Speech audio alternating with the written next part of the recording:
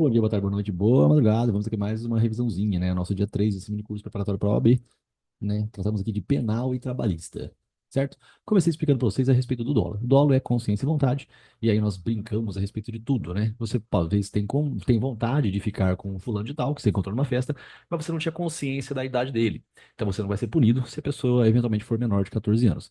Esse é o dolo, consciência e vontade. A mesma coisa acontece, né? Num crime de furto. Você tem vontade de deixar a janela aberta para um ladrão entrar pela janela e roubar a casa, furtar a casa que você está trabalhando. Se você deixar a janela aberta, para esse ladrão entrar, se ele entrar pela janela, ele vai entrar para cometer subtração de coisa móvel, mas ele não tem consciência, ele tem vontade de subtrair, mas ele não tem consciência de que você está ajudando. Então ele responde por furto simples, ele não responde por furto qualificado, pelo concurso de pessoas. Você, por sua vez, né, vai estar envolvido com o nexo causal, você vai responder por furto qualificado pelo concurso de pessoas. Fala, mesmo se ele não souber que eu estou ajudando, exatamente, você vai responder por furto qualificado e ele por furto simples. Depois eu mostrei para vocês a importância, né, de você ver a divisão correta aqui da teoria do crime, tipicidade, ilicitude, culpabilidade e extinção da punibilidade. Falei que são quatro palavras diferentes que, muito embora o réu seja absolvido, o termo técnico correto, ele é diferente. Coação física irresistível, por exemplo, é caso de excludente de tipicidade. Erro do tipo é excludente de tipicidade. Erro de proibição é excludente de culpabilidade. Prescrição é extinção da punibilidade. Correto? Bom, também aqui comentei com vocês, né? Então entramos aqui na tipicidade. Tipicidade é a conduta, tá? Você tem aqui a conduta dolosa ou culposa, lembrando que sempre é uma conduta voluntária. O que que é isso? Quando você anda de bicicleta com seu filho na garupa e cai e seu filho se machuca, a lesão corporal aconteceu. Mas olha só, você teve uma conduta voluntária, você andou de bicicleta porque você quis. O que foi involuntário foi o resultado. Infelizmente, o seu filho veio machucar. Então, nota que tanto no dolo quanto na culpa, a conduta ela é voluntária. Tá? O que é involuntário é o resultado. Isso que diferencia o dolo de culpa. No caso de dolo, você tem o desejo, é voluntário o resultado que você está resolvendo ocasionar. Eu explico isso pela conduta voluntária porque a coação física irresistível, ela exclui essa logística da conduta voluntária. Eu dei de exemplo, né, o MacGyver ou o Chuck Norris, né, aqueles filmes antigos lá do Vietnã, e ele está segurando um cabo de aço cujo peso, se ele soltar, vai matar a própria família. Quando ele solta, nota que não tinha ele conduta voluntária de soltar, foi uma conduta involuntária, o corpo não aguentou. Então, consequentemente, ele não vai responder pelo crime, né? O caso ali foi um caso de coação física irresistível. Bom, depois eu comentei com vocês a respeito da tipicidade, mais uma vez reiterando, a conduta, né, voluntária, dolosa ou culposa. Depois você tem os elementos do tipo, que são isso. São as palavras escritas no artigo em si. Se você praticar aquilo que está escrito no artigo, você responde pelo crime. Lembrando que tem que ter dolo para você ser responsabilizado. Caso contrário, você vai ter praticado as palavras, mas em erro. Por quê? Você não tinha consciência, então você estava errando sobre os elementos do tipo. Erro do tipo. Então eu expliquei para vocês isso aqui, né? Adentramos aqui nesse pedaço. A tipicidade é a conduta voluntária, os elementos do tipo, o nexo de causalidade e o intercrimes. O nexo causal, acabei de comentar aqui mais uma vez, né? O furto, a janela, também você tem, né? Os disparos que fulano dá em Beltrano. Ele erra os tiros, mas o Beltrano sai correndo e acaba escorregando numa escada e caindo e morrendo. Tem nexo causal? Tem, mas é uma concausa absolutamente independente. O cara caiu da calçada, caiu, ele caiu da escada porque ele caiu. Não foi um tiro que derrubou, não foi um tiro que pegou na perna dele, não. Ele estava correndo, escorregou e caiu. Então, é uma com causa absolutamente independente. Eu não expliquei essas palavras ontem, mas eu falei sobre nexo causal, correto? O intercrimes é o caminho do crime, depois a gente vê isso aqui. Depois eu caí na excludente da licitude, legítima defesa, da necessidade, estrito cumprimento de um dever legal, exercício regular de um direito. Na legítima defesa é repelir injusta agressão. Alguém vem atacar você, você atira na pessoa para salvar a sua própria vida, ou você atira para salvar a vida de um senhor, de uma senhorinha. Rafael, e se eu errar o tiro e acertar na senhor, o senhor na senhorinha? Ao invés de acertar no bandido, você vai ter o benefício da legítima defesa do mesmo jeito, porque você errou na execução, mas o que importa é o seu dolo, a sua consciência. Se a sua consciência é de salvar terceiro, você vai ter o benefício da excludente de licitude, né, da legítima defesa por salvar terceiro. Correto? O que importa é a sua consciência, o seu dolo. Depois eu explico isso. Isso é erro do tipo acidental, né? Aberractio ictus, aberractio crimes, erro impersonal e aberractio causae. Seja como for, é fácil estar de necessidade também. Aqui é quando o navio afunda, né? Não tem uma vontade humana, uma corda vai se romper, não por vontade humana, mas porque, enfim, tá caindo, tá muito pesado. Aí o cara vai lá, né? O instrutor do rapel, ele corta a corda. Isso aí tudo. Corta a corda, corta a corda, corta a corda.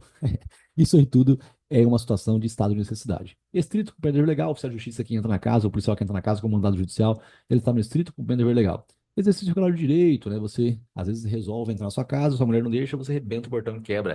Você está no exercício regular do seu direito, porque a casa é sua, você entrou, quebrou o portão e tá tudo certo. Bom, gente, aqui temos também depois a excludente da culpabilidade. Eu expliquei que a culpabilidade, essa expressão culpabilidade, Ela é diferente de culpa. A culpabilidade é uma atribuição de responsabilidade penal, diferente de culpa. A culpa, ela é um elemento acidental aqui da conduta, né? Conduta é dolosa ou culposa.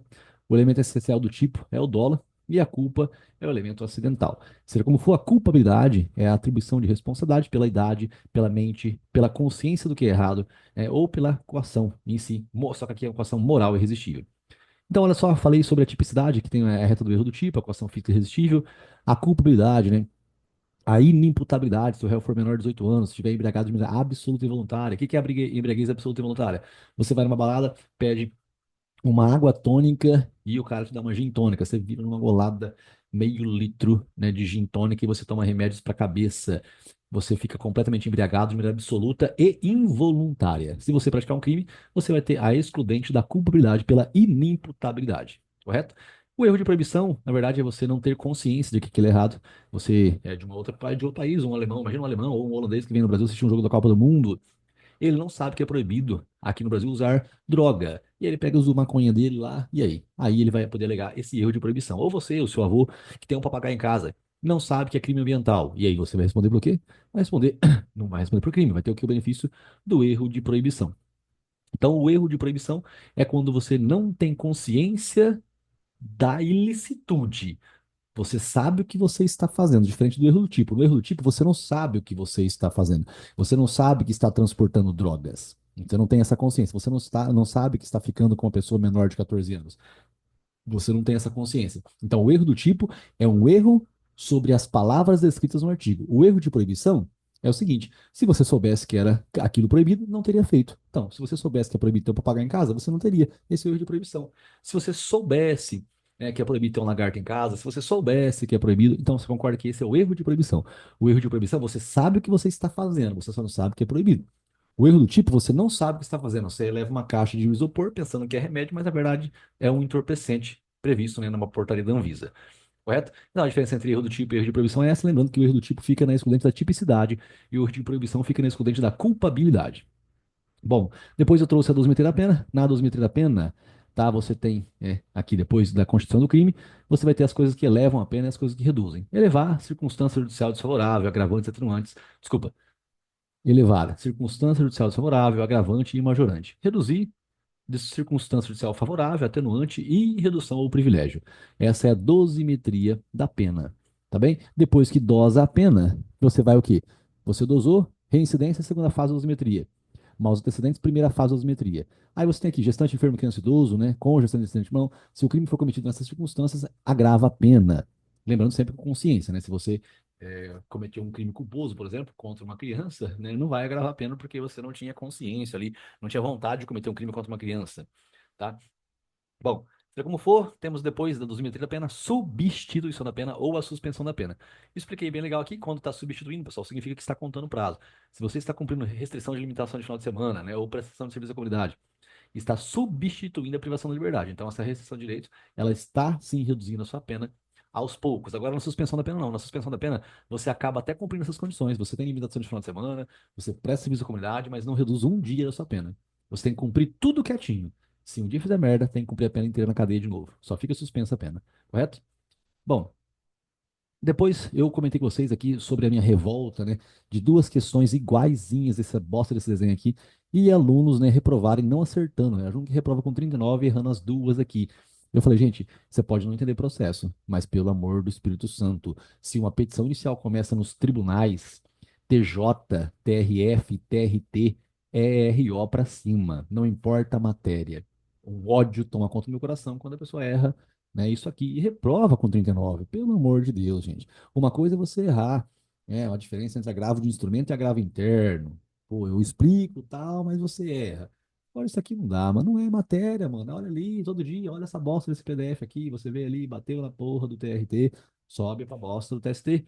Não tem cabimento você errar um negócio, não tem cabimento, não, é impossível, não, é inadmissível você errar. Sabe o que você faz se errar? Não conta pra mim nem a pau. Erra quietinho na tua. Bom, depois eu comentei isso aqui, e depois eu caí aqui, né? Comentei aqui sobre essa estrutura. Estava falando sobre a integralização, né? Mudando de matéria, saímos de penal, vimos ali um pedacinho de processo de trabalho, e aqui em direito material, né, do trabalho. Aqui eu estava explicando que é salário é tudo aquilo que entra no bolso do empregado, né? Essa é a regra. Existem algumas exceções. A gorjeta, por exemplo, ela também entra no bolso do empregado, ela integraliza a base de cálculo, mas não para todos os efeitos legais. Ela não integraliza, por exemplo, adicional noturno, DSR, horas extras e aviso prévio. Mas ela integraliza para fins de 13º, férias e fundo de garantia por tempo de serviço. Ou seja, a gorjeta que você recebe, ela eleva o percentual do fundo de garantia por tempo de serviço, eleva o percentual também do valor das férias e do 13º. Bom, depois eu expliquei algumas coisas que não elevam. Por quê? Porque o empregador ele concede por mera liberalidade. Educação, saúde, alimentação, transporte, ajuda de custo, diária, participação nos lucros e nos resultados e plano de incentivo à demissão voluntária. Essa foi a explicação. Falei bem rapidinho isso daqui. Resolvemos uma questãozinha. Nessa brincadeira aqui toda, né, a diária, não importa o percentual, não integraliza a base de cálculo, certo? A diária, independentemente do percentual, não integraliza a base de cálculo. Agora, uma outra coisa é o plano de incentivo à demissão voluntária.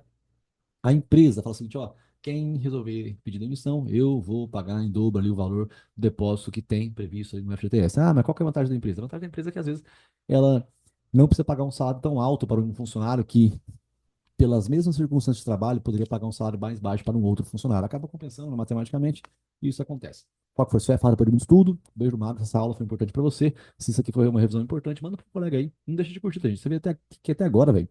Veio até aqui até agora. Dá uma curtidinha aí. Dá um help pro Rafa. Beijo do Mago. Tamo junto. Tchau.